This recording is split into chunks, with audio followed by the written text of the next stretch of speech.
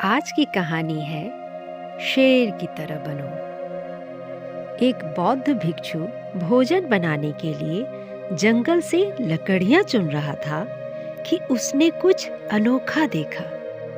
उसने एक बिना पैरों की लोमड़ी देखी जो ऊपर से स्वस्थ दिख रही थी। उसने सोचा कि आखिर इस हालत में ये लोमड़ी जिंदा कैसे है। वह अपने विचारों में खोया था कि अचानक हलचल होने लगी। जंगल का राजा शेर उस तरफ आ रहा था। भिक्षु भी तेजी से एक पेड़ पर चढ़ गया और वहां से देखने लगा। शेर ने एक हिरन का शिकार किया था और उसे अपने जबड़े में दबाकर लोमड़ी की तरफ बढ़ रहा था। उसने लोमड़ी पर हमला नहीं किया, बल्कि उसे खाने के लिए मांस के टुकड़े भी दे दिए। भिक्षु को यह देखकर और भी आश्चर्य हुआ कि शेर लोमड़ी को मारने के बजाय उसे भोजन दे रहा है। उसे अपनी आंखों पर भरोसा नहीं हो रहा था, इसलिए वह अगले दिन फिर वहीं गया और छिपकर शेर का इंतजार करने लगा। आज भी वैसा ही हुआ। भिक्षुक बोला कि यह भगवान के होने का प्रमाण है।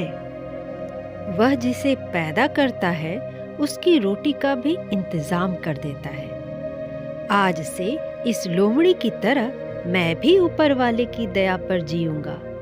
वही मेरे भोजन की व्यवस्था करेगा। यही सोचकर वह एक वीरान जगह जाकर बैठ गया।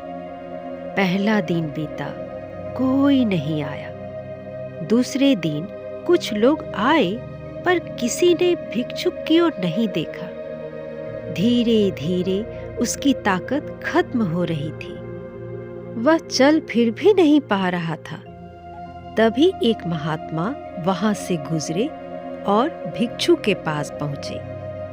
भिक्षु ने अपनी पूरी कहानी महात्मा को सुनाई और बोला, आप ही बताएं कि भगवान मेरे प्रति इतना निर्दयी कैसे हो गया। किसी को इस हालत में पहुंचाना पाप नहीं है? बिल्कुल है, महात्मा जी ने कहा। लेकिन तुम इतने मूर्ख कैसे हो सकते हो? क्यों नहीं समझते कि ईश्वर तुम्हें शेर की तरह बनते देखना चाहते थे, उस लोमड़ी की तरह नहीं। जीवन में भी ऐसा ही होता है कि हमें चीजें जिस तरह समझनी चाहिए उसके विपरीत समझ लेते हैं और हम बिना काम करे भाग्य के भरोसे बैठ जाते हैं, ये सोच के कि जो भाग्य में होगा मिल जाएगा।